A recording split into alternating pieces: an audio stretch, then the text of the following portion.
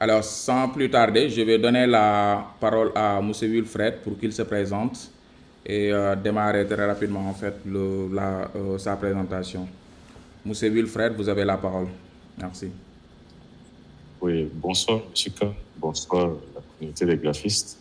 C'est un honneur pour moi d'être invité à ce 12e numéro des mercredis de la CREA.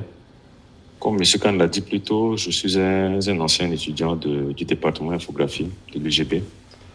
Aujourd'hui, je suis graphiste 3D, motion designer. Enfin, j'ai plusieurs casquettes, un peu comme la majorité des graphistes qui sortent de l'UGB. Mais aujourd'hui, je suis chef de production et responsable de production à Graphica. C'est à Dakar Plateau, je pense que beaucoup ne connaissent pas. Du coup, en fait, moi, j'ai eu ma licence en fait en fin 2022. Et dès début 2023, j'ai commencé à travailler à Dakar dans une start-up où je faisais presque tout. J'étais graphiste, photographe, motion designer, 3D, etc. Vous savez, quand nous, graphistes, à la fin de la formation, même en mi-formation, on est obligé de commencer quelque part, en fait. Oui, c'est ça. Du coup, aujourd'hui, depuis août 2023, depuis cette date que je travaille, en fait, à Graphica. J'ai commencé là-bas en tant que motion designer. Et au début, en fait, mon travail de motion designer consistait, en fait, à faire des vidéos pour une cliente fidèle, c'est-à-dire c'est la boîte de nuit Seven. Je ne sais pas si vous connaissez. Mais en fait, la directrice en fait de Seven, elle commandait en fait souvent des vidéos en 3D, 2D pour en fait ses soirées en semaine comme en week-end. Maintenant, moi, en fait, mon rôle, c'était en fait de recevoir les briefs en fait de la dame, parce que elle, ce qu'elle fait, c'est une. Du coup, là-bas, elle a un niveau assez quand même élevé en graphisme. Genre, elle est très exigeante. Du coup, ce qu'elle faisait en fait, c'est que elle allait sur Pinterest et elle s'inspirait en fait de ce qu'elle voyait sur le net. Et puis, elle venait nous demander en fait de lui faire tel type de vidéo, mais d'adapter ça en fait au style de sa boîte de nuit, etc. Et pour moi, ça représentait vraiment un challenge parce que les demandes en motion design, surtout pour une agence de com, c'est pas pour des vidéos fréquentes, en fait, des capsules qui durent à peu près 15 à 20 secondes. C'est pas vraiment des commandes très fréquentes, mais pour elle, c'est des commandes très fréquentes. Et à chaque commande, en fait, c'est littéralement un challenge parce que elle me poussait, en fait, dans mes derniers retranchements. C'est-à-dire que les techniques que j'utilisais en motion design et en 3D, elles me poussaient carrément à me dépasser. Vous voyez. Du coup, aujourd'hui, je vous ai réuni quelques-unes de mes créas, si je peux partager.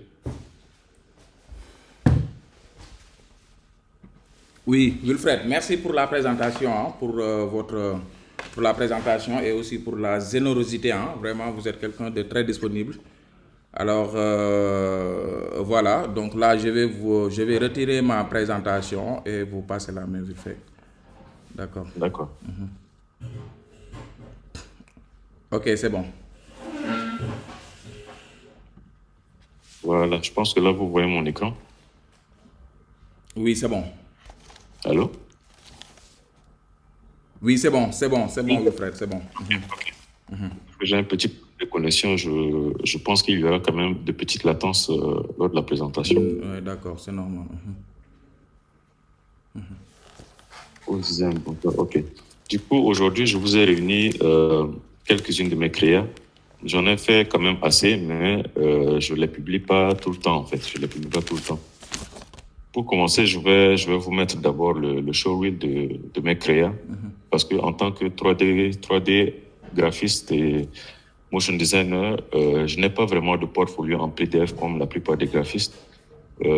J'ai plus, en fait, un showreel qui réunit en fait la plupart de mes créations en 3D, surtout les animations, parce que je suis plus passionné par l'animation 3D que juste la modélisation, le texturing, le lighting, etc. Du coup, je vais vous mettre le showreel en espérant qu'il n'y ait pas trop de latence. Je vais mettre ça en plein écran. Dites-moi s'il y a un bug quelque part.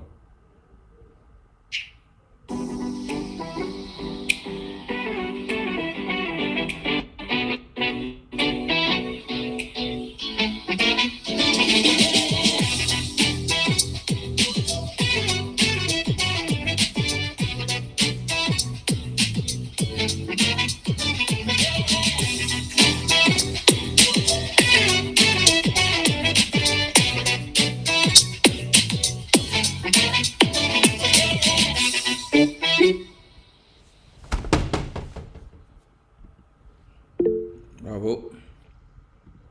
Voilà. Du coup, ça, c'est à peu près la réunion de mes travaux en animation 3D de 2023 à 2024.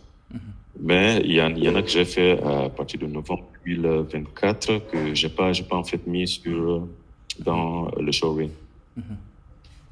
Du coup, aujourd'hui, je vous ai vraiment réuni beaucoup de choses, énormément même. C'est bien. Du coup, pour commencer, en fait, ouais. Du coup, pour commencer, ce que je fais d'habitude, c'est que avant de commencer un travail, j'ai toujours un storyboard. Le storyboard, c'est quoi? C'est une sorte de papier. Je vais vous taper ça rapidement sur Google. Le storyboard, en fait, c'est un genre de papier sur lequel, en fait, sont dessinées certaines cases qui vous permettent, en fait, en fait, comme en fait, un guide créatif, en fait. Surtout pour les motion designers, vous aurez besoin, en fait, de mettre sur chaque case les éléments qui vont bouger, ainsi que des descriptifs, etc. Du coup, ici, j'ai un dossier de storyboard dans lequel je mets souvent, en fait, j'ai mis, en fait, les créas, la direction artistique, en fait, de mes créas. Ici, c'est pour un des flashs de Seven. Vous voyez ici, par exemple, je le zoome. En fait, le storyboard se tient généralement sur juste quelques pages. C'est juste quelques étapes, en fait, quelques étapes. C'est-à-dire que là, vous ne voyez que 3 dessins, en fait. Or, si vous voyez l'animation, en fait, c'est une animation d'à peu près 15 à 20 secondes, des fois même 30. Et sur chaque partie, en fait, je décris les éléments en mouvement. Ici, généralement, je mets les termes en anglais parce que je suis plus habitué à utiliser ces termes-là techniques.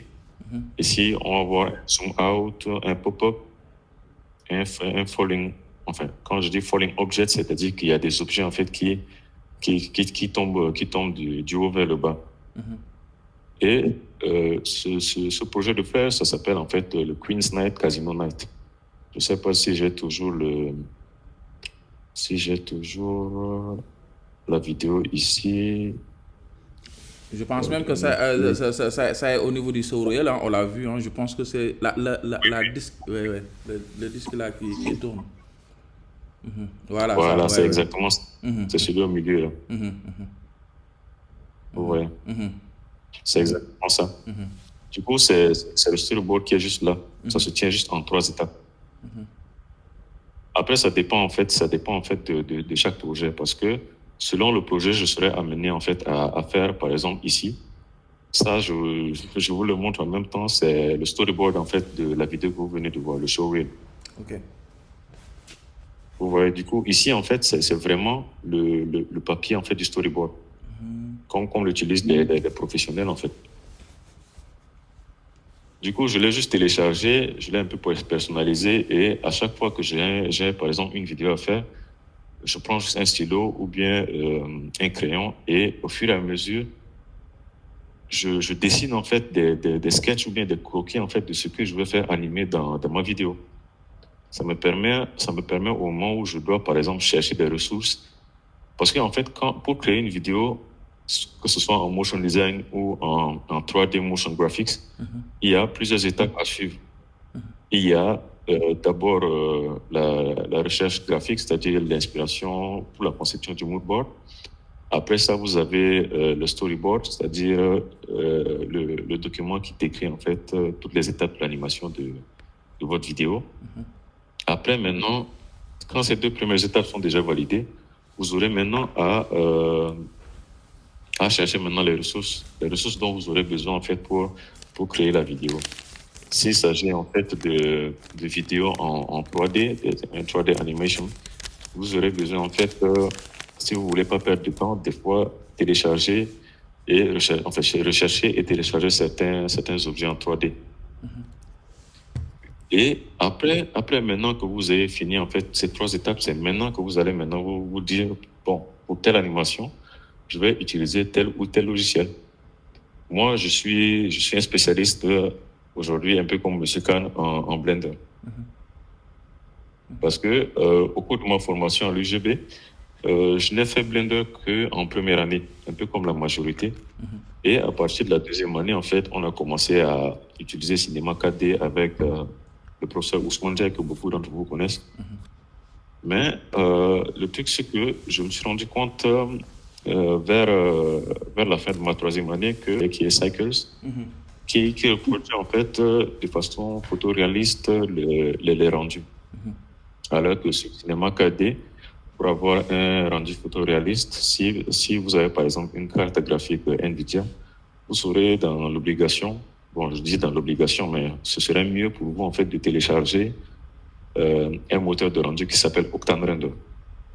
De base, c'est pas un moteur de rendu gratuit, c'est un moteur de rendu payant. Du coup, il vous faudra chercher et trouver la version craquée. Je vous le conseille pas, mais bon, vu qu'on est en Afrique. Oui, c'est vrai. C'est vrai. Du coup, il y a Octane Render pour ceux qui ont des cartes graphiques NVIDIA et Redshift. Redshift, vous pouvez utiliser même votre carte graphique NVIDIA, mais c'est beaucoup plus adapté en fait aux cartes graphiques AMD. C'est ça. Du coup, je me suis rendu compte en fait que Blender était beaucoup plus accessible, étant plus que Blender est gratuit. Cycles aussi, c'est un moteur de rendu intégré. Du coup, vous avez déjà un tout en un. Alors que sur Cinema 4D, vous cherchez des moteurs de rendu à gauche à droite. Et sur Blender, il y a une communauté beaucoup plus vaste parce que, vu que étant donné que Blender est gratuit, beaucoup de gens s'essaient à Blender. Jusqu'à ce qu'aujourd'hui, Blender a intégré en fait comment on appelle ça déjà, les critères requis pour être un logiciel utilisé par les grands studios. Ouais. Du coup, on va passer au slide suivant. Ouais, c'est quasiment la même chose. Là, maintenant, en fait, c'est un logo en fait que j'avais designé vite fait sur cette page-là. Et en fait, c'est un ami en fait qui m'a demandé de lui faire un logo. Au moment où il m'expliquait en fait ce qu'il voulait par rapport au logo, moi dans ma tête déjà j'avais le logo final qui est ici. Mais en même temps que je faisais en fait le croquis du logo, étant un motion designer, l'animation en fait du logo m'est automatiquement venue en tête. Vous voyez. Et en fait, aujourd'hui, quand vous me parlez d'un logo ou quand je marche dans la rue et que je vois un logo, dans ma tête, je vois déjà le logo en train d'être animé. Ouais. Okay. Oui, c'est littéralement devenu un réflexe. Ouais, c'est ça. Du coup, par rapport à ce logo-là, vous allez voir par exemple qu'il y a cet élément graphique-là, c'est-à-dire ce trait-là, ce trait épais-là, qui peut être utilisé en fait comme élément principal. C'est-à-dire que ce trait-là peut prendre toutes ces formes-là pour avoir le résultat final. Et à partir de là, j'ai fait un storyboard en fait du trait qui part quasiment en fait de la taille de l'écran et au fur et à mesure se réduit pour venir en fait définir le logo. Vous voyez. C'est comme ça qu'on marche un storyboard en fait. Et dès que vous avez en fait de faire le croquis de votre storyboard, ce sera plus facile maintenant et plus professionnel de suivre en fait cette ligne directive là. Sinon, si dans votre tête vous avez par exemple l'idée en fait d'une vidéo animée de A à Z, mais que vous ne l'avez pas noté quelque part, il se peut qu'en cours de route, il se peut qu'en cours de conception de la vidéo, vous perdiez en fait le fil des idées, hein, aussi que la vidéo finale ne soit pas ce que vous avez imaginé à la base en fait. Là aussi, c'est le storyboard en fait d'une autre vidéo, mais de Seven toujours. Et cette vidéo-là, en fait, a pour thème la Saint-Valentin. Je pense que c'est pour la Saint-Valentin de l'année 2024, ouais.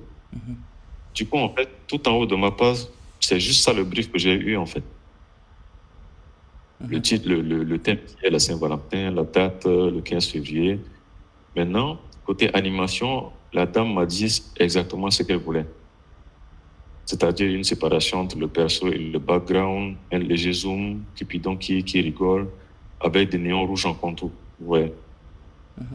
Et là, maintenant, à partir de là, j'ai juste fait trois étapes principales, en fait, pour l'animation du flyer. Maintenant, je vais voir ici si j'arrive à retrouver ça. Normalement, je l'ai mis dans le showreel.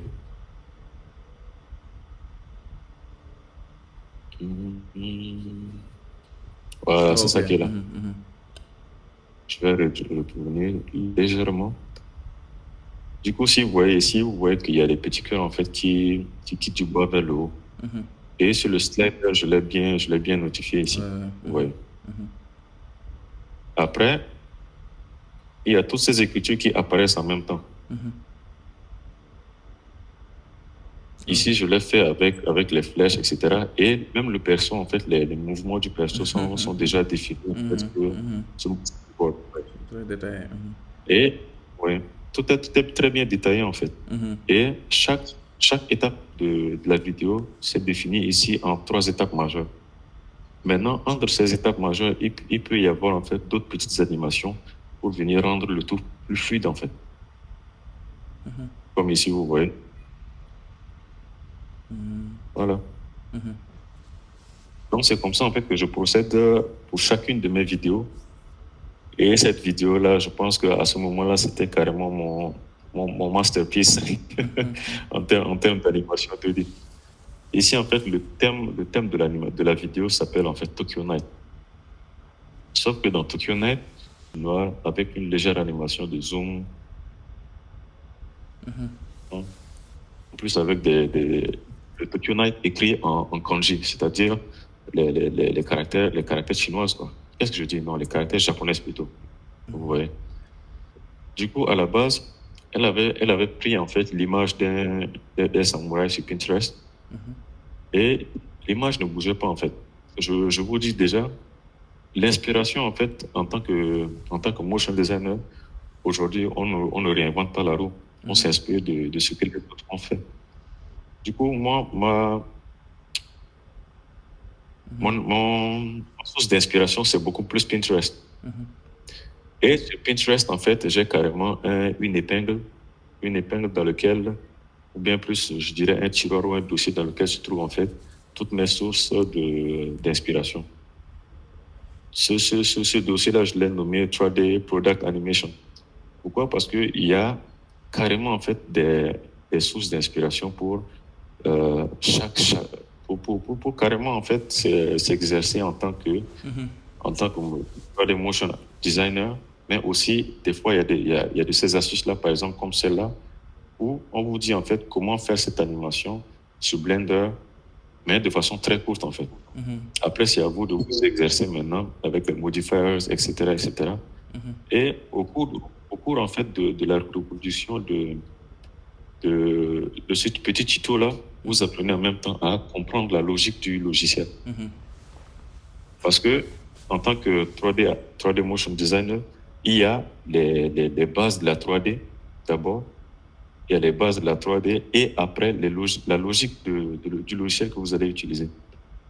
Parce que vous pouvez utiliser Cinema 4D pour faire cette vidéo. Vous pouvez même utiliser Houdini, vous pouvez utiliser Adobe Systems 3D, Stager, etc., etc. Il y a plein de logiciels de 3D. Du coup, en fait, moi, j'utilise Pinterest généralement pour mes sources d'inspiration.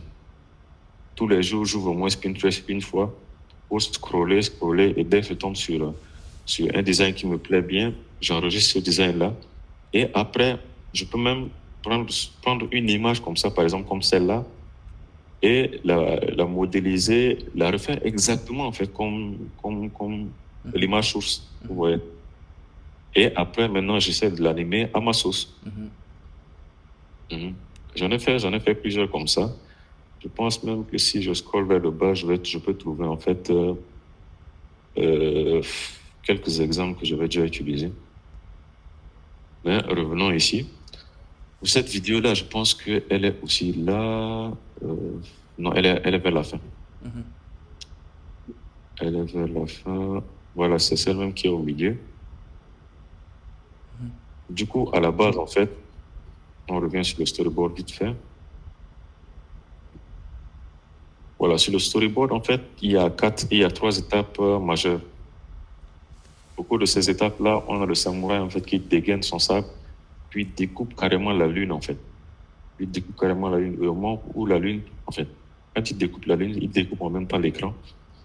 Et au moment où l'écran disparaît, il y a un autre background qui apparaît, avec ici les différentes descriptions des animations, comme zoom out de caméra, bandeau flottant, des feuilles de sakura. Les feuilles de sakura, en fait, c'est des feuilles d'un arbre au Japon qu'on appelle sakura, ouais. Avec toutes ces petites descriptions, etc. Maintenant, il s'est avéré en fait que la dame avait bien aimé en fait la première version de la vidéo parce que faire une vidéo d'animation pour un client, vous allez avoir forcément beaucoup de retours.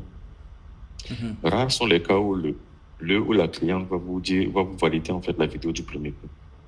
Du coup, j'ai noté les retours là et j'ai intégré en fait ces retours sur la vidéo parce que de base, ce qu'elle demandait était un peu trop complexe, surtout avec les néons qu'elle demandait à la fin. Du coup, voilà l'animation. Voilà, la lune. Et au final, on a cette animation-là du Tokyo Night écrit carrément en fait avec un style japonais. Avec les feuilles de sakura qui tombent en même temps. Après, je vais voir. Là, je n'ai malheureusement pas la vidéo. Parce que ça, en fait, c'est un projet confidentiel qui n'a pas encore été publié par Graphic. Du coup, je ne pouvais pas, en fait, vous le présenter au cours de ce match sur place-là. Mais le jour où il sera publié, je vais le partager. Je vais la partager. Après ça, c'est pourquoi. Oui. La 3D que je fais ne sert pas seulement qu'à faire des animations 3D. Oui, parce que aujourd'hui, il y a ce qu'on appelle des stands. Ces stands-là sont en fait des petites constructions architecturales qu'on fait pour les événements d'exhibition qui se passent généralement au CICAD à Diamniadio à côté du Radisson. Et récemment, en fait, je pense que c'était en novembre. Je pense que si c'était pas en novembre, c'était en septembre. Du coup, je disais en fait que récemment, je pense que c'était au mois de septembre ou entre septembre et novembre, j'avais en fait designé un stand. Bon, un stand avec plusieurs sous-stands. Voici, je vais vous montrer le rendu des. Bon, je vais d'abord vous montrer le rendu de la vidéo.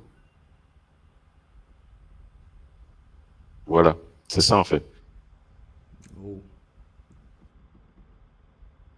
La 3D en entreprise ne permet pas seulement que de faire des animations, mais permet aussi en fait je vais mettre ça en replay, permet aussi en fait de construire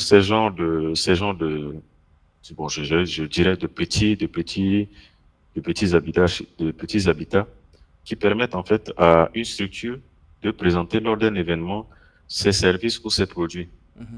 Dans le cadre de ce projet-là, c'est une ONG mandatée par le gouvernement italien en collaboration avec l'État sénégalais qui devait construire en fait ce stand lors de l'événement qui s'est passé au Siagro, à Foire. Je sais plus c'est vers Norfort ou quoi. Du coup, j'ai eu en fait à designer ce stand-là avec les dimensions exactes de chaque élément. C'est-à-dire aujourd'hui que Blender ne sert plus seulement qu'à faire de l'animation 3D, de petites animations, etc. Non, mais permet aussi de faire carrément des constructions architecturales que des architectes peuvent utiliser, qui utilisent en fait soit AutoCAD, etc., etc. Tant qu'on a les bonnes dimensions, on peut en fait construire ces stands-là. Maintenant, je vais vous montrer, voilà. Ça, c'est le rendu d'un côté des stands avec les dimensions complètes, en fait. C'est normalement un stand, ce stand-là, il est de 3 mètres sur 6.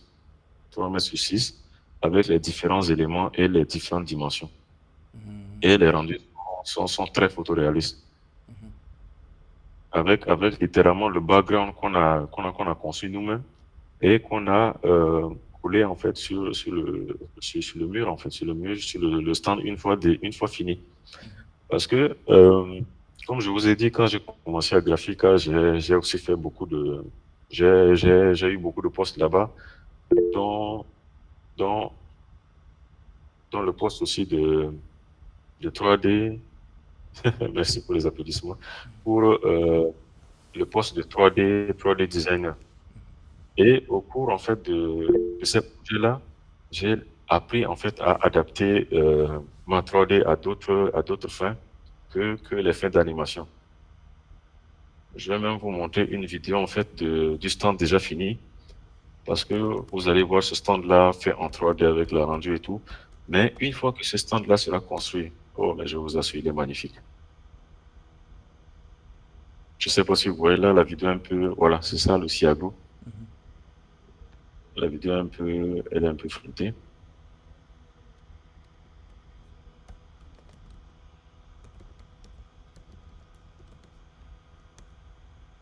Voilà, voilà. Le background dont je vous parlais.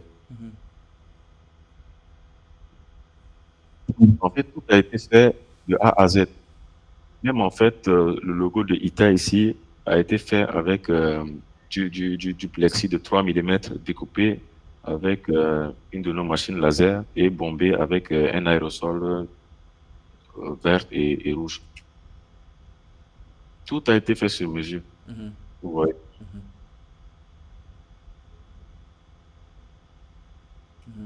Et ça, ce n'est qu'un des nombreux stands que j'ai eu à faire là-bas. Mais c'est le stand le plus réussi que j'ai eu à designer pour un événement.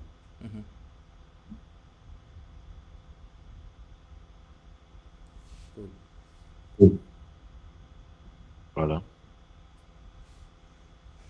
Maintenant, il y a aussi une autre utilisation de la 3D, c'est que les lieux d'événement, les lieux d'exhibition, il y a aussi le CICAD à Diamniadio. Je ne sais pas s'il y en a qui ont eu la chance d'aller là-bas, mais c'est tellement vaste que des fois, en fait, pour avant même de construire un stand, on est obligé d'aller sur place pour faire des photos, afin de faire des simulations en 3D, des objets personnalisés qu'on va mettre sur place. Du coup, ici, on a pris en fait, ouais, ça va bien, excusez-moi. Oui, donc je disais en fait que ici on a pris en fait une photo d'un couloir avec des escaliers, mais si vous voyez bien ces éléments-là se diffèrent un peu de l'entourage parce que ces éléments-là ont été faits en 3D et ces éléments-là en fait permettent de se projeter parce que ces éléments-là on ne les a pas encore construits, mais on était obligé en fait de faire une simulation 3D afin de voir si ces éléments-là pourront bien coller au reste du design d'intérieur, etc. Ici aussi, si vous voyez bien, l'élément qui sort en fait du cadre de l'image sont ces deux drapeaux-là qui ont été modélisés, texturés et tout de A à Z.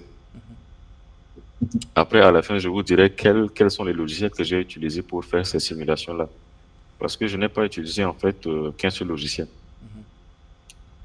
Ici, l'élément qui sort du décor, en fait, c'est sur...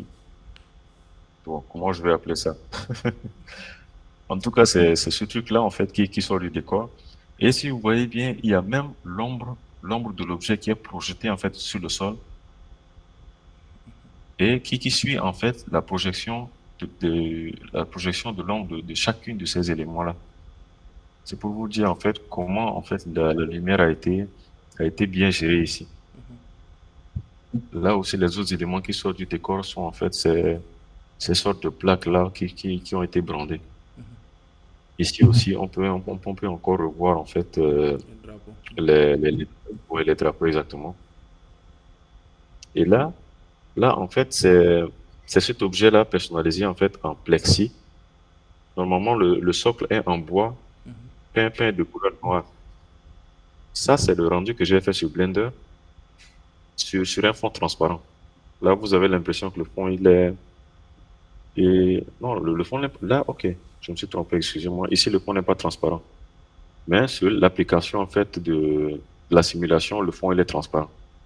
Si je vous dis, en fait, que ça, c'est un rendu 3D, vous n'allez pas y croire. Parce que juste cet objet-là a été modélisé, texturé et simulé en 3D. Mais tout le reste, en fait, c'est une photo. Et tout ça, ça a été fait par plusieurs logiciels.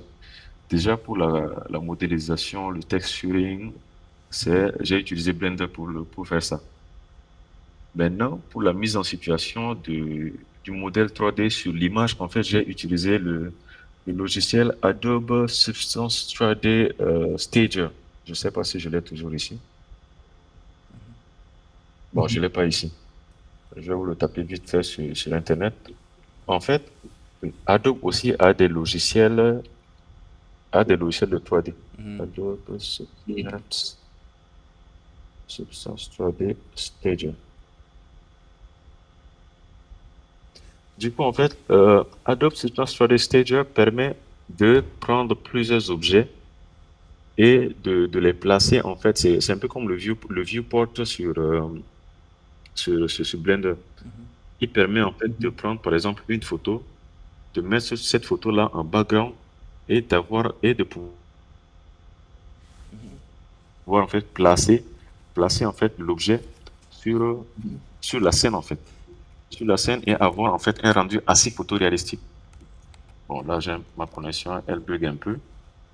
Mais imaginez en fait que tout ce background-là, même la table et tout, soit juste une photo. Vous pouvez placer en fait cette photo-là sur votre caméra et la caméra va en fait projeter la photo carrément sur la scène. À partir de là, maintenant, vous pouvez prendre un élément et le placer automatiquement sur la table ici, sur le sol, etc. Je vous dis, c'est un logiciel, mais quand vous commencez à l'utiliser, il est top. Il est top. Et pour faire en fait ces simulations-là, sur Blender ou bien sur Cinema 4D, ce sera assez compliqué en fait d'avoir ces genres de rendus-là. Yeah. Or, ouais, or, sur l'Adobe System Story Stager, ça vous facilite littéralement la vie. Vous voyez.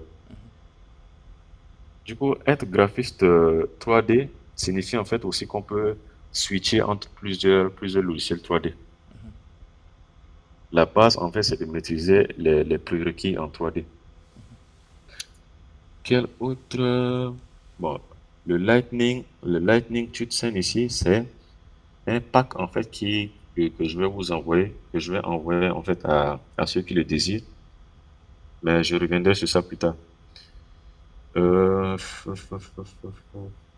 Storyboard. On va commencer par les moodboards. J'utilise un logiciel en fait qui s'appelle PureRef. Le logiciel s'appelle PureRef. Il permet en fait, c'est comme un moodboard en fait, c'est littéralement un moodboard. Et ce moodboard là vous permet en fait de copier des images sur le net et de venir les poser. Vous voyez. PureRef en fait vous permet par exemple d'avoir plusieurs tableaux d'inspiration. Ici par exemple c'est des rendus 3D que j'ai pris sur Pinterest avec d'autres types de couleurs, etc., etc. Tout ça en fait j'ai pris ça pour un projet. Un projet que je n'ai pas encore fini parce que c'est un projet personnel. Vous savez comme moi que généralement, quand c'est des projets personnels, ça prend plus de temps. Mais quand c'est des projets pour des clients et qu'ils paient à la fin, il y a beaucoup plus de motifs. C'est normal. En fait, ce logiciel-là, il est très, très pratique.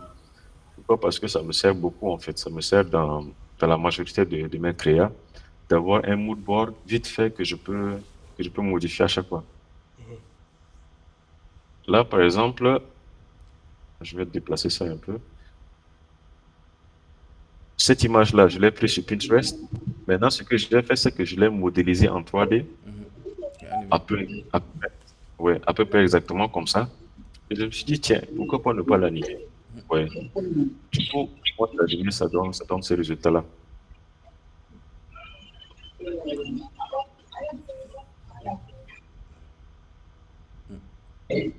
Et la petite touche de signature, quoi.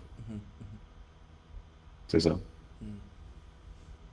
En fait, généralement, quand je n'ai pas de projet 3D en cours, je m'amuse en fait à aller sur Pinterest, à faire ce genre de mood board là et essayer de reproduire en fait chaque élément. Essayer de reproduire en fait chaque élément et après que j'ai fini de modéliser, texturer, lightning, etc., je me challenge en fait d'animer en fait cet objet-là.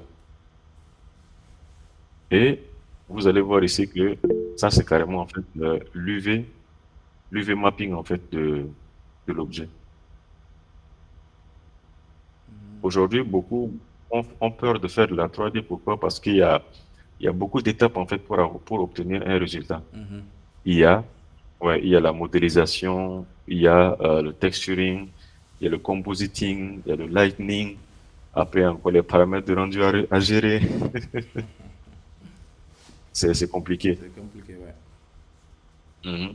Mais en fait, généralement, je vous explique en fait mon workflow quand il s'agit de créer, par exemple, un projet 3D. Généralement, je fais toutes ces étapes-là, c'est-à-dire la modélisation, l'animation, le texturing et le lightning. Je fais tout ça sur Blender. Et même les rendus, je les fais en fait par rendu image en fait. C'est-à-dire, par exemple, que sur une vidéo de 10 secondes, une vidéo de 20 images, au lieu de faire un rendu d'animation, qui va en fait faire le rendu de chaque image et vous donner le résultat final en une seule fichier vidéo. Je vais faire en fait le rendu beaucoup plus intégré.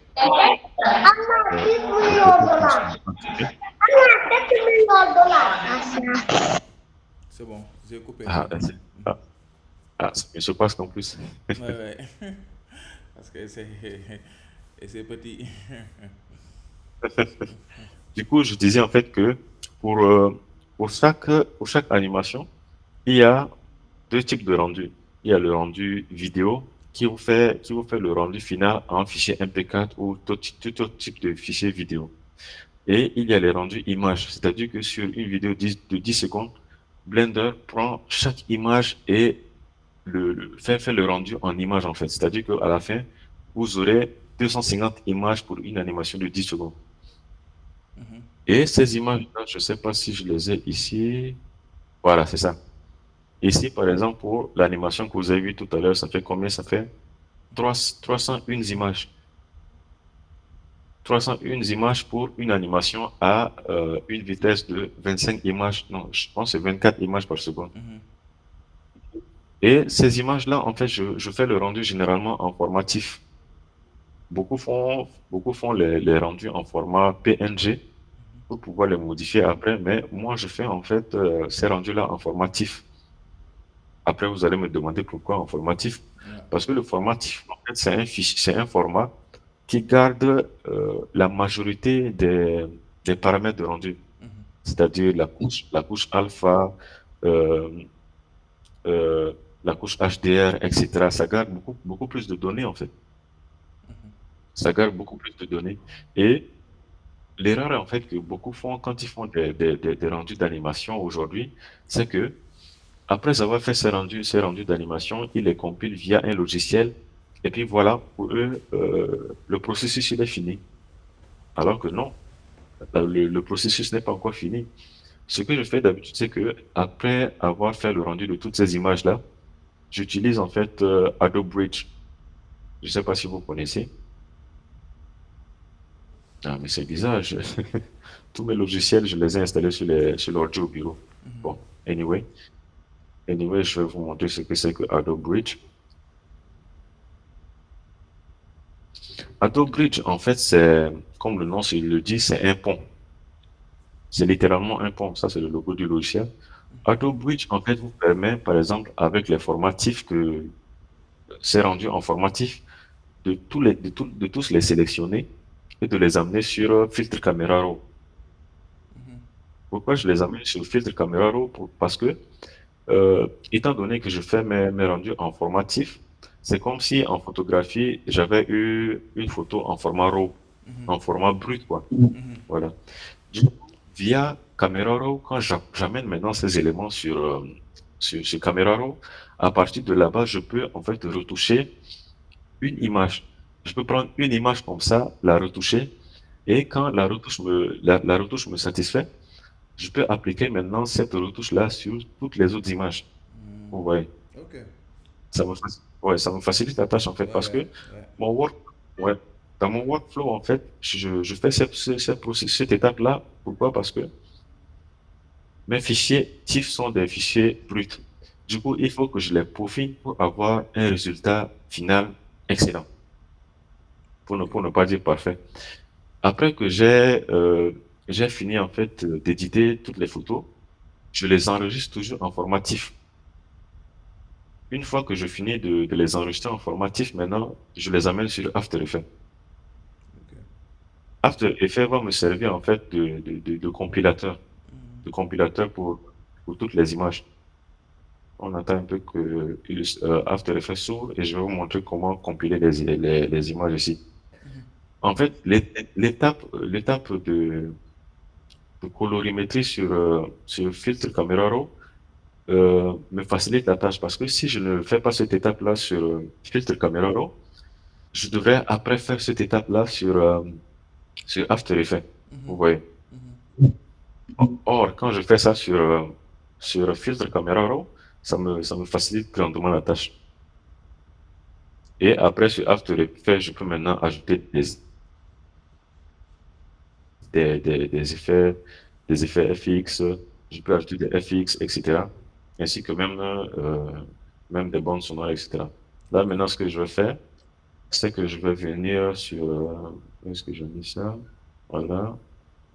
Euh, mercredi, la créa, je jette. PRF, SP, rendu vidéo. Voilà. À partir de là, je sélectionne tous mes fichiers et que je clique sur, je sais plus, c'est créer une composition, je pense. Ah non, je me suis trompé. C'est pas sur créer une composition, c'est plutôt, oui. Bon, qu'est-ce qui se passe? Est-ce que mon disque s'est déclenché? Non, il est là.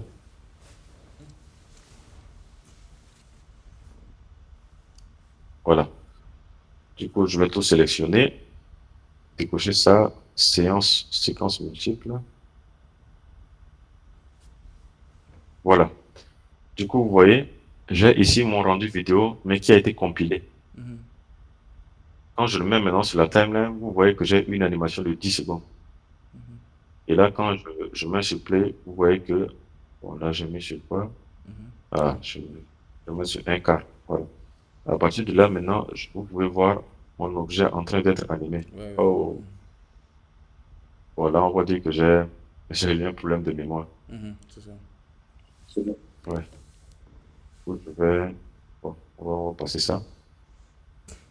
Du coup, en fait, cette étape-là me permet en fait de compiler tous mes rendus images pour au final avoir ce résultat-là. Pour avoir ce résultat-là. Oh, mais je pense que j'ai un problème avec ma carte graphique. J'espère que vous voyez quand même mon écran. Oui, oui, bien sûr. Ok, bon, super. Et cette étape-là, je le fais pratiquement pour toutes mes réalisations 3D. Ici, par exemple, vous pouvez voir une animation que j'ai faite avec une de mes collègues au bureau. Parce qu'elle aussi, à la base, elle aimait beaucoup faire de la 3D sur Cinema 4D. Mais quand elle nous a rejoint là-bas, je l'ai juste introduit à Blender tout en lui montrant un peu comment ça marche et en lui laissant en fait une liste de YouTubeurs ainsi que de chaînes YouTube à suivre pour auto-apprendre Blender, en fait. Et cette liste-là, je l'ai juste sous vos yeux ici. Après, pour ceux qui sont intéressés, je peux vous le partager, comme on est là pour ça. Ouais. Faire le partage après dans le Mhm. groupe infographie pour tous, comme ça on va en bénéficier, D'accord, il Inch'Allah. n'y a pas, S'il te plaît. d'accord, y a pas de souci. Du coup, en fait, ici, vous avez, bon, la majorité des rendus que je fais, je les fais souvent en 4K. C'est pas très conseillé quand vous n'avez pas un ordi puissant un peu comme le mien ici. Mais au bureau, j'ai un ordi assez puissant quand même. Du coup, ça, il me permet en fait de faire mes rendus en 4K. Et donc, je fais souvent les rendus en 4K pour avoir une qualité d'image top. Par contre, la vidéo, au moment de la publier, je la publie en 1080 pour ne pas que ça prenne trop de temps avant de charger. Ouais, ouais. Oui, je vois où est-ce que j'ai mis le rendu vidéo. Hmm, Bon, apparemment, j'ai pas le rendu vidéo ici, mais vous pouvez retrouver ça sur mon LinkedIn. Ah, mais voilà, c'est bizarre. Vous pouvez retrouver la majorité, en fait, de mes créas sur LinkedIn, même s'il y a certains que j'oublie de poster, en fait. Bon, on passe un peu. Après ça, il y a, voilà. J'aime bien ce projet-là. J'aime bien ce projet-là parce que, sont les rendus. Voilà, les rendus sont là. En fait, je disais que j'aimais bien en fait ce projet-là. Pourquoi? Parce que ça m'a permis en fait de réaliser ce qu'on appelle une projection d'ombre en fait. La projection d'ombre, c'est quoi? C'est que à partir d'une seule lampe, vous projetez la lumière, mais aussi l'ombre en fait sur Ok, l'objet 3D. ok. Oui, un peu comme ici.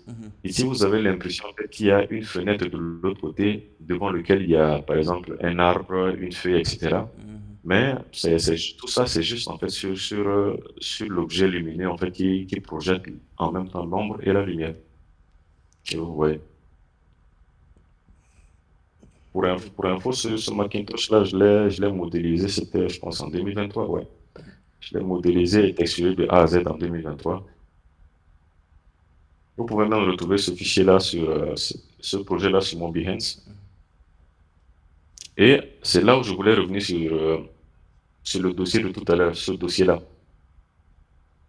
Ce dossier-là, en fait, ce sont les images projetées en fait sur la 3D de tout à l'heure, en fait. Ce sont juste ces images-là qui sont projetées en fait sur les objets 3D. On appelle ça des gobos. Des gobos. Un peu comme, je pense que j'ai mis le nom ici. Non, j'ai pas mis le nom.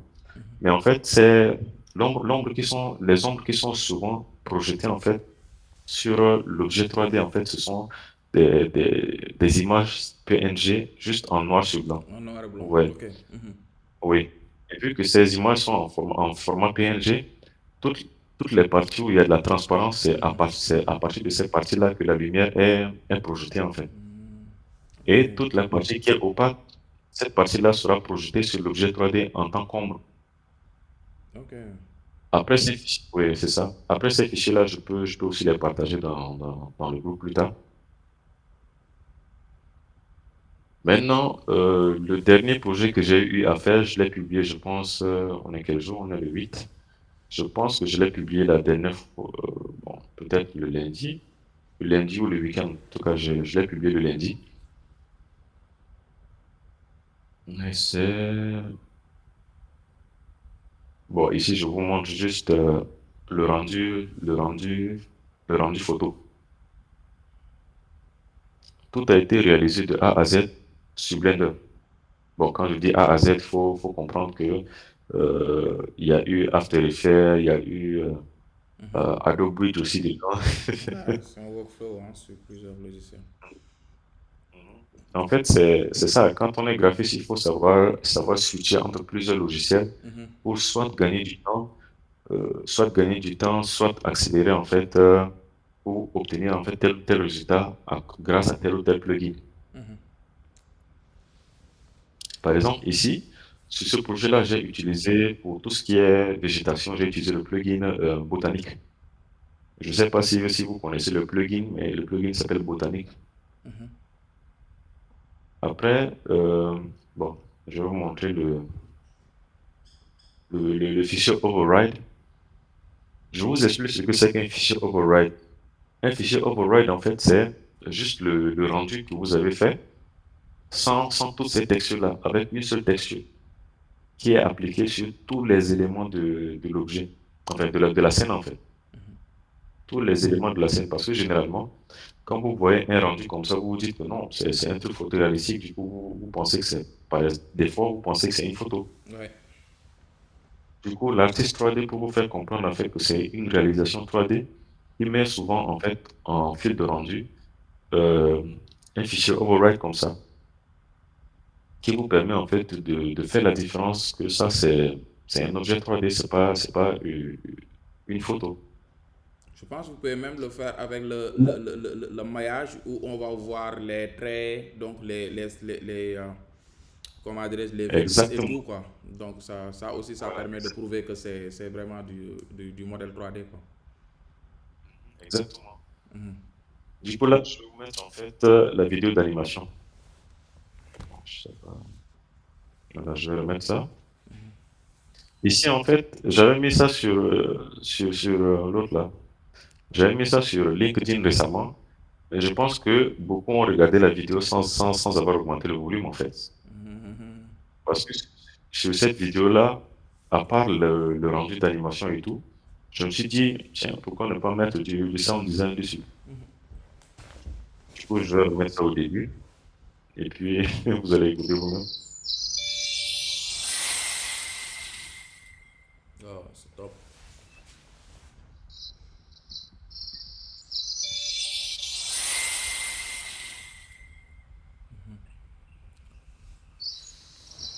Ici, on se croirait littéralement dans une savane ou bien dans une forêt, Mhm. et avec l'effet de la végétation et tout, je pense que ça donne plutôt un bon rendu.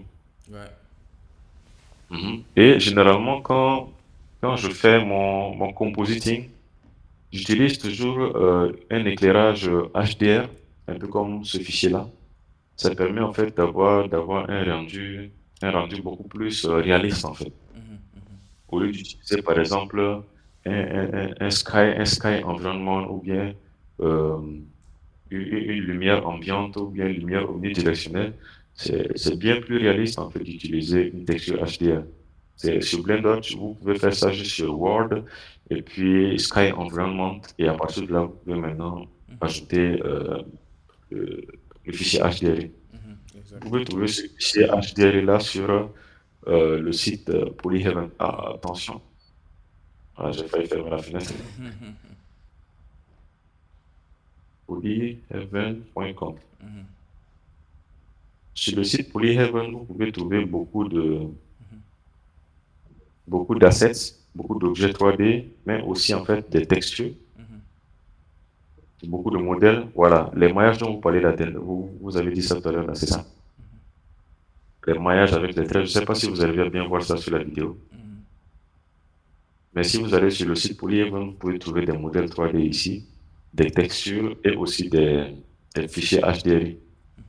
Les fichiers HDRI, en fait, ce sont des images filmées avec une caméra 360 degrés qui vous permettent en fait d'avoir tel ou tel type d'éclairage, par exemple, sur votre scène. Ici, vous avez l'éclairage du soleil avec un nombre assez prononcé. Ici, vous avez un ciel assez nuageux, donc vous avez des ombres un peu plus douces, etc. Il y a tellement de ressources en fait quand vous faites de la 3D que il vous faut beaucoup. Je vous dirais, je peux vous dire qu'il ne faut pas qu'une seule année pour apprendre la 3D, non. Il vous faut même beaucoup d'années. Imaginez que moi, j'ai fini ma formation à l'UGB en fin 2022. Mais il a fallu 2022, 2023, 2024 et aujourd'hui 2025 pour arriver à faire certaines choses en fait. Alors que malgré mes années d'expérience, j'ai eu en fait à me constituer ma propre liste en fait pour apprendre, pour apprendre Blender en fait. C'est exactement ça. Qui pourrait être très utile à bon, oui. Sauf que la majorité en fait de ces vidéos sont en anglais. pour ceux qui ne sont pas très à l'aise en anglais, il faudra vraiment faire un effort. Ouais, c'est exactement ça. Et sur ce, sur ce, je finis ma présentation. Et je vous repasse. Ouais. Bravo pour cette belle présentation. En tout cas, j'ai bien aimé donc votre présentation parce qu'en fait, vous nous avez déjà montré votre projet. Là, c'est un. Et vous nous avez montré aussi comment vous avez fait quand même pour réaliser en fait donc toutes ces créas que vous avez partagé quoi. Voilà, et là vraiment c'est très généreux, donc voilà, ce n'est pas donné à tout le monde. C'est très généreux et là vous avez donc vous nous avez aussi promis en fait des ressources, donc voilà que vous allez partager aussi avec nous. Et vraiment nous vous remercions sincèrement pour cette générosité. Alors, donc très rapidement, on va passer aux questions. En tout cas, nous avons bien aimé votre présentation. Donc, certains quand même avaient déjà levé la main en fait et là, je les ai demandé de patienter un peu la fin de poser des questions. Alors, donc là, en fait, je vais passer la parole à Pape Amadou Salekan. Pape Amadou Salekan, vous pouvez activer votre micro. C'est moi-même qui l'avais désactivé tout à l'heure. Oui, allez-y, Pape, parce que... Excusez, certainement. Bonsoir tout le monde. Bonsoir. Bonsoir Wilfried, comme j'ai l'habitude de t'appeler Will. Merci pour cette belle présentation. Moi, je ne vais pas poser de questions, mais plutôt amener une petite contribution par rapport à l'idée des mercredis de la CREA. Et quand même revenir sur un constat qui est tellement véridique que, voilà, parce que pourquoi j'ai raté la plupart de votre présentation? Parce que comme on dirait, j'étais en train de rattraper les prières que j'avais ratées. Parce qu'aujourd'hui a été quand même pour moi une journée très chargée, mais je voulais quand même le suivre. Mais le peu que j'ai suivi, je ne suis pas étonné. Parce que je tiens à le dire aujourd'hui, en fait, tout ce qui sont passés sur les mercredis de la CREA, il avait déjà montré ça quand ils étaient au niveau du campus. Wilfried lui-même, sa personne m'a marqué de par, disons, la responsabilité. Voilà, c'est quelqu'un de très responsable, quelqu'un de très sérieux quand il était étudiant. Il en voulait tellement que, voilà, moi-même, je me disais que celui-là, il pouvait substituer certains enseignants en salle, ne serait-ce que pour guider ses autres, disons, condisciples qui étaient en classe. Donc, ça, je tenais à le dire. Et ce n'est pas le seul. Tous ce qui sont passés, et pour ne pas citer des noms, les Pamoussa, les Moustapha Ba, et tous qui ont eu, même, comment dirais-je, Amadou Makhtar Ouad, et même les derniers qui viennent tout juste de sortir, ils ont toujours montré la responsabilité. Ça signifie quoi?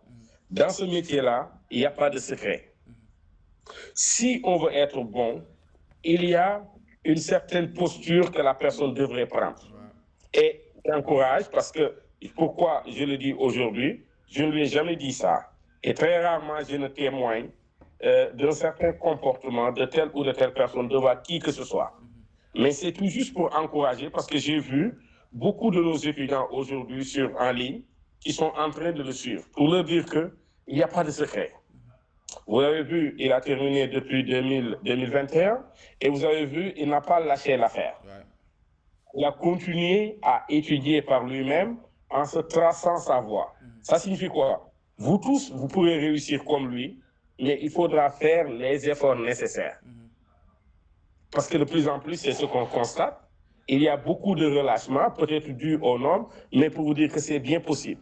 Et je tenais vraiment à parler en premier, ne serait-ce que pour l'encourager et lui dire que je suis vraiment fier de lui et je suis vraiment pour que les mercredis de la CREA puissent se répéter tant qu'on a des profils qui sont capables de nous guider vers des objectifs. Et voilà, on ne peut que s'en féliciter. Merci. Ouais, merci beaucoup, Pape Amadou Salekan, pour cette belle contribution. Voilà, c'est très important. Il faut toujours parler comme ça, en fait, pour motiver les étudiants à suivre les bons exemples en fait voilà, du département infographie, les bons exemples quand même du domaine comme Wilfred, comme Moustapha Ba, comme Moustapha Nia, hein, donc Mokhtar Ouad, etc. quoi. Voilà, j'invite aussi en fait vraiment donc les anciens étudiants, même ceux qui sont voilà, même de la P32, hein, donc voilà, à participer activement. Parce que là, je sais qu'il y a des talents. Voilà, et sûrement quand même, voilà, ils viendront aussi. Voilà, merci encore une fois, Pape Amadou Salekan. Alors, donc là, je donne la parole à Moustapha Ba, Mohamed Moustapha Ba. Vous avez la parole.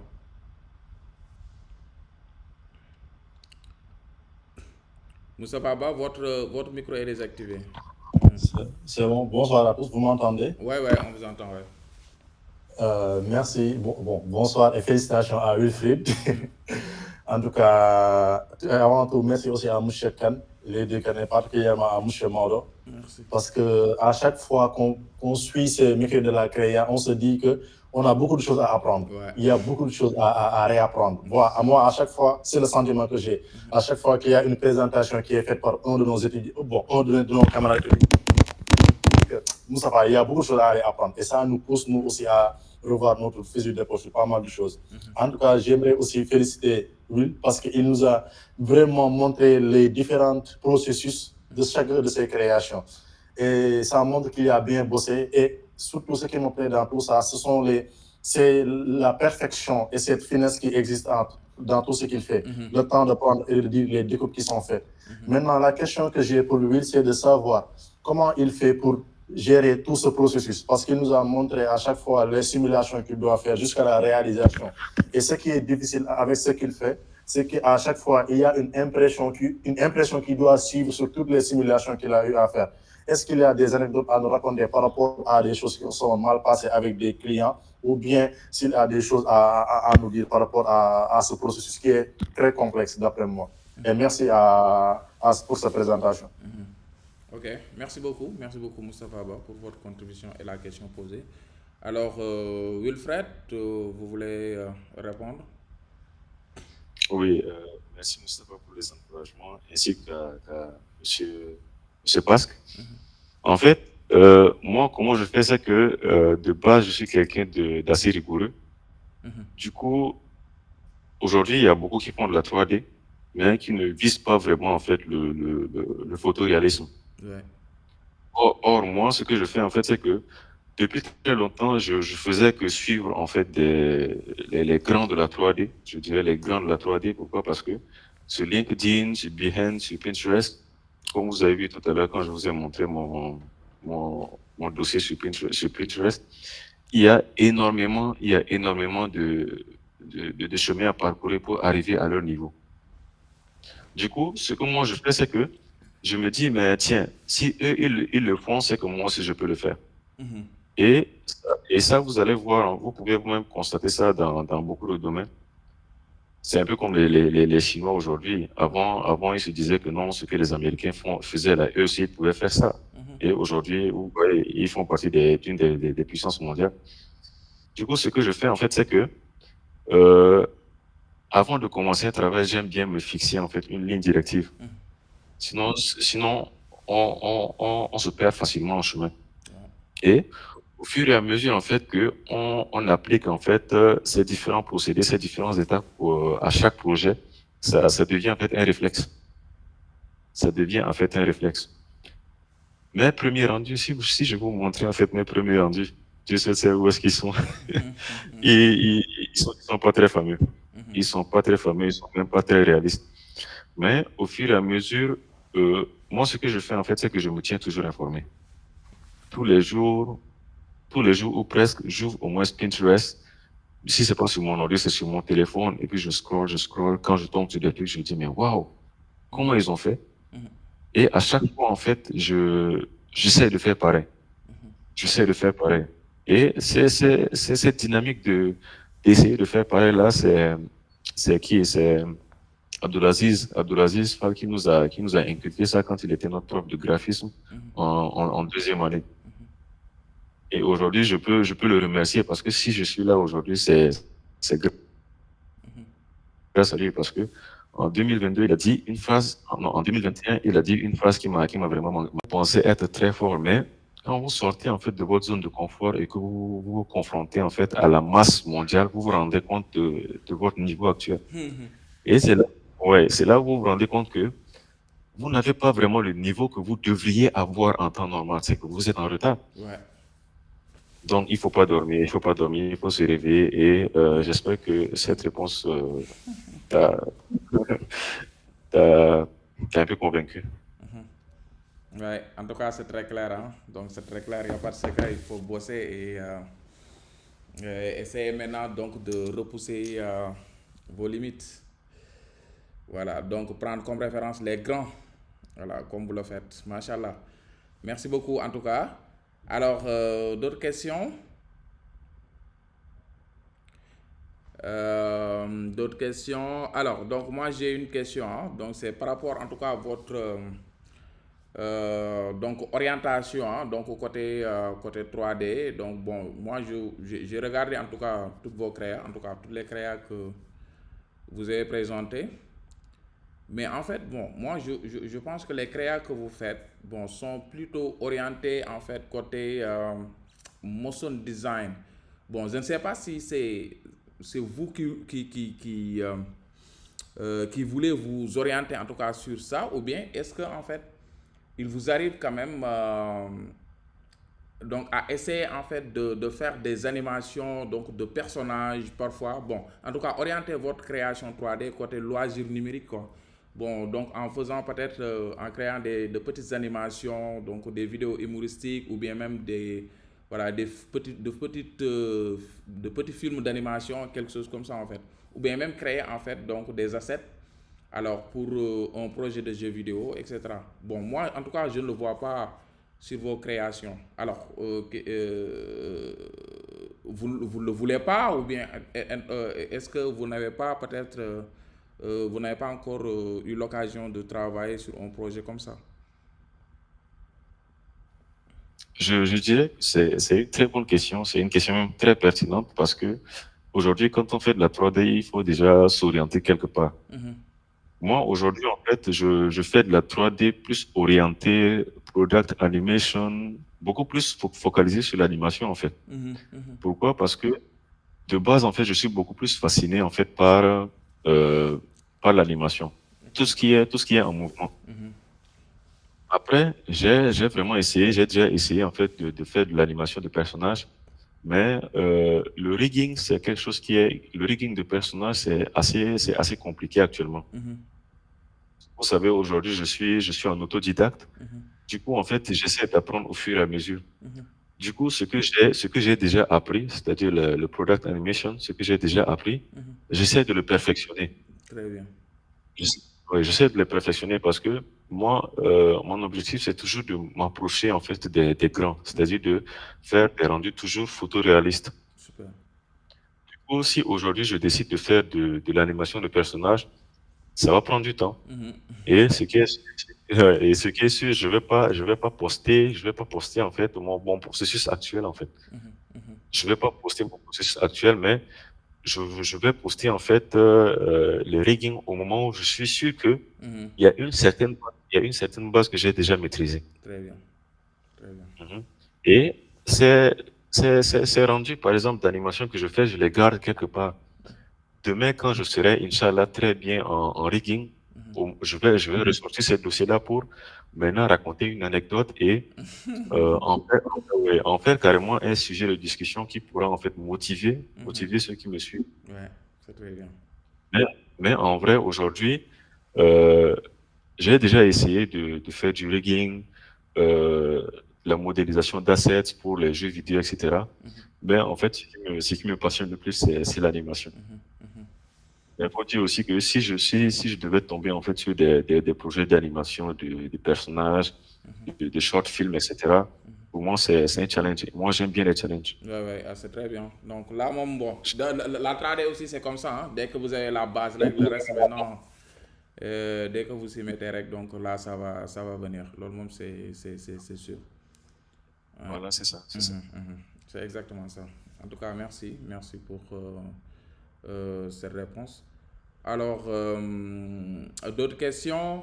Alors, est-ce que là, en fait, il y a d'autres... bon, merci pour les réponses claires et très posées. Voilà, je suis sûr que vous serez un leader dans ce domaine. Merci de continuer. Voilà, là, c'est un message de Pape Amadou Salokan au niveau du chat, au niveau du chat aussi. Donc, je pense que il n'y a pas trop de... Il y a Mohamed Mokhtar Ouad qui dit beaucoup trop sérieux même. Donc là, je pense qu'il parle avec... c'est pour Wilfred. Ouais, là, c'est sûr. Mais c'est une bonne chose, carrément. D'accord. D'accord, ok. Je me dis actuellement qu'il n'y a pas trop de questions parce que la 3D à la base effraie un peu beaucoup de gens. Du coup, ils ne s'intéressent pas vraiment à la vie de tous les jours. Ouais, ouais, ouais, c'est ça, c'est exactement ça, c'est exactement ça. D'accord. Yeah, Hussein Ndiouk, bonne continuation, Wilfred. Donc, je suis, voilà, donc je te suis depuis mon ordi. Voilà, merci beaucoup, Seydou Ndiouk. Ok, donc je pense que c'est bon, hein, Wilfred. Donc, si vous n'avez pas peut-être un dernier mot, donc voilà, pour encourager quand même ceux qui sont là. Et c'est sûr qu'en fait, ceux qui sont là quand même, voilà, aiment bien la 3D. Peut-être que donc ils n'ont pas de questions particulières en tout cas sur ça. Mais bon, un petit mot en tout cas pour encourager, même bon, après parce que la vidéo donc sera postée. Alors bon, là, on a une question là. Ah, bon, les gars là, vous venez au dernier moment pour les questions. Et même Martar aussi, ah, 3 questions. Alors c'est bon, bon, on commence par Serge, alors très rapidement. Serge,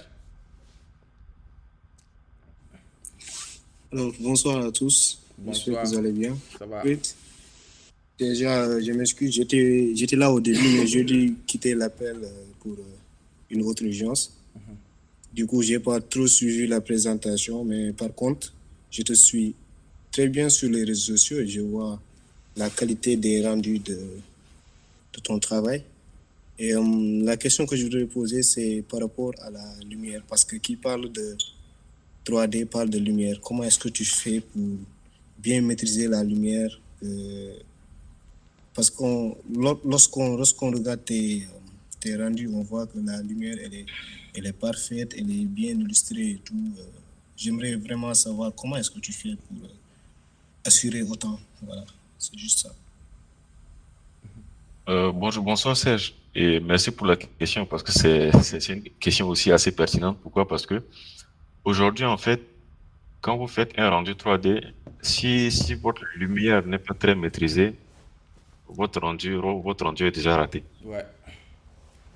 Aujourd'hui, si je dis que je maîtrise le Lightning sur Blender, c'est que je suis en train de mentir.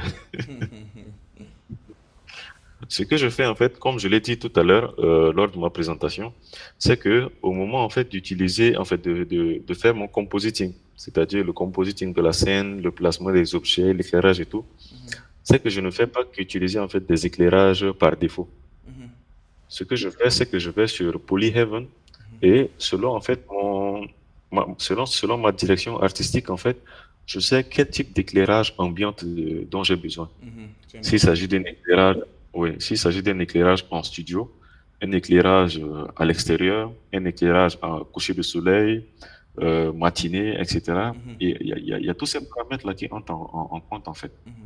Et comme moi, je fais beaucoup de veille graphique, des fois, quand je me dis il y a tel projet que je veux faire, déjà même au moment de faire ma direction artistique, j'ai déjà en fait le résultat final que j'ai en tête. Déjà dans ma tête, je vois le résultat final. Du coup, maintenant, ce que je fais, c'est quoi? C'est que j'essaie d'agencer en fait les lumières de telle façon à ce que j'arrive à avoir le résultat que je veux. Maintenant aussi, l'éclairage sur une scène, c'est littéralement une science, hein. C'est littéralement une science. Toi qui fais de la photo, je sais que si tu en connais vraiment quelque chose. C'est exact. Mm. C'est exact. Mais en tout cas, j'essaie au fur et à mesure de m'améliorer. Surtout que aujourd'hui, les réseaux sociaux ne servent pas seulement qu'à se distraire.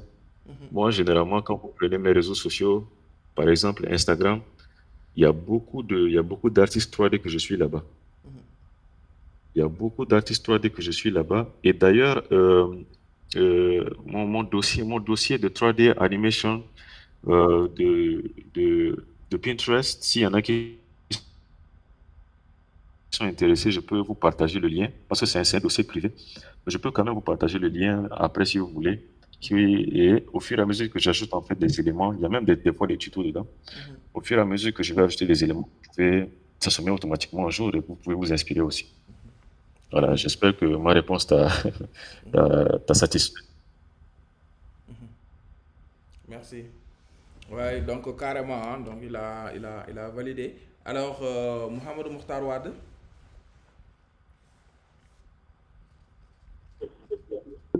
Salut les gars, j'espère que tout ça très bien, vous m'entendez? Oui, on vous entend, ouais. Oui, j'espère que tout ça très bien et que yéen a ngi si jàmm yéen ñëpp. Tout d'abord, je tenais à féliciter Wilfried pour sa présentation. N'empêche que j'ai juste regardé les 3 dernières minutes de sa présentation, mais ce que j'ai vu, ça m'a beaucoup plu. Et je le félicite sur ça. Et aussi, juste une contribution, j'ai pas de question. Juste comme pour appuyer ce que je disais tout à l'heure et parce que c'est un gars très sérieux. Et je l'ai même dit dans le commentaire, il est très sérieux. Quand il s'agit de taper sur un truc ou de travailler sur quelque chose, et que il doit le faire. C'est-à-dire que ce que j'ai appris de lui, c'est qu'il fait jamais les choses à moitié faire. Jamais à moitié. Il le fait carrément. Il a été le président de l'iClub et ben, il nous a très bien secoué, surtout moi. Il nous a bien secoué. Et j'ai trop aimé la rigueur. Et ouais. Juste pour dire que c'est un gars bien, il sait bien ce qu'il fait. D'ailleurs, si je suis à l'UGB, il y a une partie, c'est lui et mon cousin. Parce qu'il m'a expliqué comment ça marchait quand j'étais à la première édition de la semaine de la créa. Et après ça, bon, on a gardé les contacts et depuis lors, bah, on se parle et on s'explique. Des fois, si j'ai des soucis, je l'appelle. Lui, pareillement. En tout cas, il est bien. Il est bien. Il sait ce qu'il fait. Il est très généreux. Il n'est pas avare pour t'expliquer quelque chose que tu connais pas. Non, parce que, bah, il m'a aussi beaucoup secoué sur la 3D, parce que, bon, moi, c'est la 3D qui a pété ma machine, quoi. Mais bon,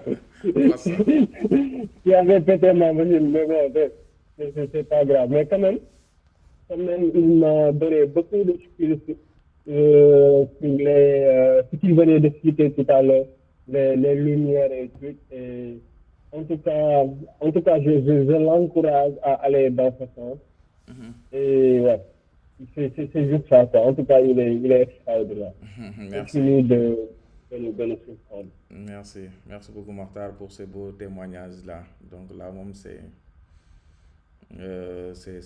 ça, Wilfred. Alors, Abdou Dian. Bonsoir. Bonsoir, Abdou Dian. Oui, j'espère que vous m'entendez bien. Oui, on vous entend avec un peu de musique là. C'est bien. Voilà. Non, il y a mon cousin qui est là. Bon, d'abord, je vous salue vous tous. Ok. Voilà. Mon gars, vraiment, tu as assuré, Wilfred. C'est très beau aussi de le voir encore une fois. Parce que moi aussi, j'ai beaucoup partagé avec lui. Hein. Il m'a beaucoup aidé, voilà, dans tout ce que j'entame. J'ai une question à lui poser. Dans le milieu du 3D, de la 3D autant pour moi, c'est un peu compliqué et je dirais que c'est un peu difficile de se faire distinguer lorsqu'on est dans une entreprise. À son niveau, pour les jeunes graphistes de 3D, de la 3D qui viendront, quel est les conseils que tu pourras les donner pour se faire distinguer, pour aller voilà, pour aller dans le marché de l'emploi et aussi faire de l'entrepreneuriat. Voilà ma question. Oui, Merci beaucoup, Abdian. Wilfred, allez-y. oui, Abdou, merci beaucoup. Merci beaucoup déjà pour les encouragements. Merci pour les témoignages et les encouragements. C'est une très bonne question que tu as posée parce que aujourd'hui, en fait, je suis 3D motion designer, mais c'est pas forcément vous dire en fait que je vis de ça. C'est pas forcément pour vous dire que je vis de ça parce que je vous raconte une anecdote. Au moment où je faisais mon stage en 2022 à Mandarine, j'étais là-bas plus parce que je voulais savoir en fait comment ils faisaient en fait leur processus de fabrication d'objets personnalisés, etc. Mais au moment où je leur ai dit que je faisais de la 3D, ils étaient étonnés en fait parce que ils ne connaissaient pas beaucoup de graphistes qui étaient polyvalents et qui faisaient en même temps de la 3D. Vous voyez. Aujourd'hui, en fait, le conseil que je peux donner aux jeunes qui veulent se lancer dans la 3D, c'est que il faut qu'ils soient vraiment patients. Il faut qu'ils soient vraiment patients parce que, à premier abord, la 3D ne paie pas automatiquement. La 3D ne paie pas automatiquement, mais il faut prendre son temps pour apprendre la 3D et maîtriser la 3D avant de se lancer sur le marché de l'emploi. Si vous voulez travailler en entreprise en tant que 3D designer ou 3D motion designer, ou même si vous voulez lancer votre propre start-up de modélisation euh, architecturale même, hein, je dirais, parce qu'aujourd'hui, avec Blender, on peut même faire de la modélisation architecturale. Maintenant, aujourd'hui, je suis là, je fais en fait des designs en 3D qui sont assez nice et tout, assez clean et tout, mais si je vous raconte aujourd'hui que 80% du temps, je ne fais pas de 3D. 80% du temps, je ne fais pas de 3D. Pourquoi? Parce que aujourd'hui, je suis responsable de production à Graphica. Du coup, tout ce qui est machine d'impression, conception, direction artistique et tout ça, je gère ça. Mais je fais aujourd'hui de la 3D. Pourquoi? C'est parce que ça me passionne. De un, ça me passionne. Du coup, même quand je n'ai pas le temps, je me crée quand même du temps, en fait, pour apprendre au fil du temps, malgré mes occupations, à apprendre à m'améliorer et à me dépasser en 3D. Après aussi, il y a une autre contrainte qui sont les machines. Parce qu'aujourd'hui, on ne peut pas faire de la 3D sur n'importe quelle machine. Ça, bon, c'est ce qui même empêche beaucoup de se lancer en fait dans la 3D. Ce que je peux vous conseiller par rapport à ça, c'est que vous pouvez vous exercer à la modélisation. Parce qu'aujourd'hui, pour ouvrir Blender au cinéma 4D et faire de la modélisation, ça ne demande pas beaucoup de ressources. Ce qui demande beaucoup de ressources en vérité, c'est les paramètres de rendu. Mais de base, si vous maîtrisez déjà la modélisation et que vous essayez de faire... L'animation aussi ne demande pas beaucoup de ressources, hein. À moins que vous voyez, à moins que vous fassiez en fait de la simulation de particules, de fluides, etc. Ça va vraiment exploser votre ordinateur. Mais la base, c'est que vous pouvez apprendre la modélisation 3D et aussi l'animation 3D parce que ces deux-là ne consomment pas trop de ressources.